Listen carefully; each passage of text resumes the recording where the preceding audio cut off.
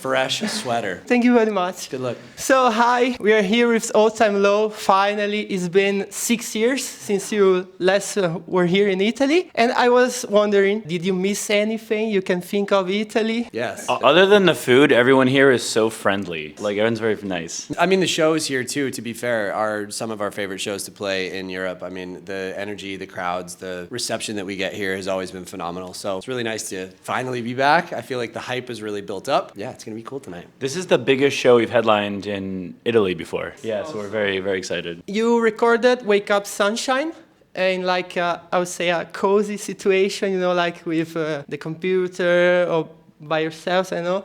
And for Tell Me I'm Alive, you had the same approach or? Similar. We wrote it over a lot longer period of time because we weren't able to tour. So we, you know, right after we put out Wake Up Sunshine, we kind of started writing again.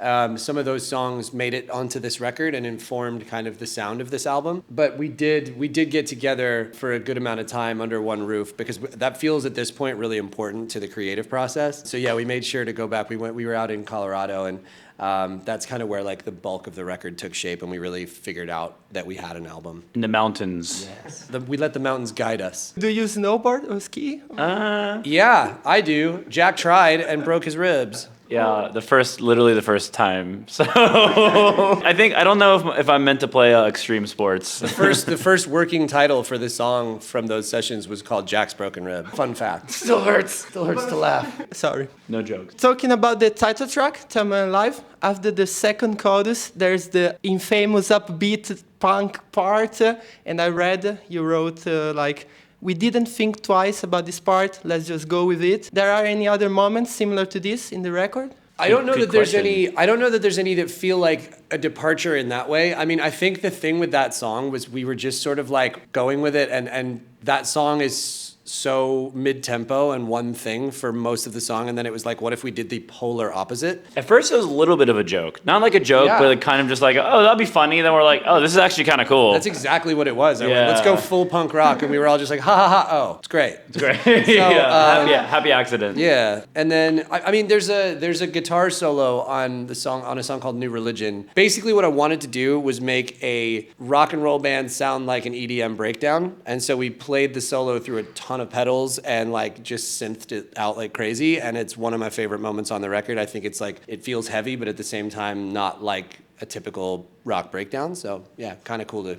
get into that. You guys, the band, were viral on TikTok with the trend. It was never a phase. So I wanted to ask, like, you know, maybe back in the days when you wrote a hit song and you see in the radios, is like the same vibe, having a viral TikTok to writing a hit song? I mean, it kind of made the song a hit again, which was the weirdest part. You know, it was because the whole thing centered around an old song. So it was really interesting timing because at the time we had a new song, Monsters, that was doing really well and sort of developing into maybe being a hit song.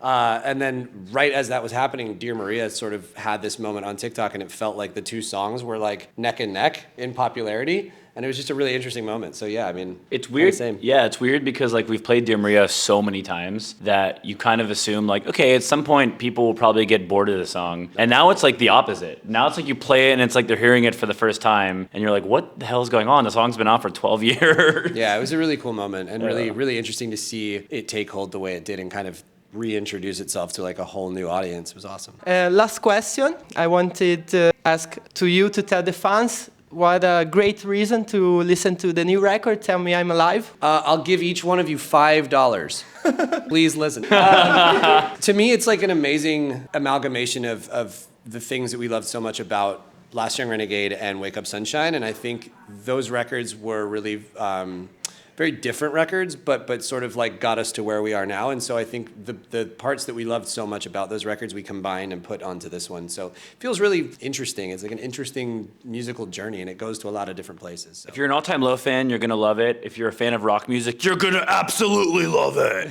You won't get bored. Yeah. Perfect. Thank you so much for your time. Go listen to the new record, Tell Me Alive, and have a great show.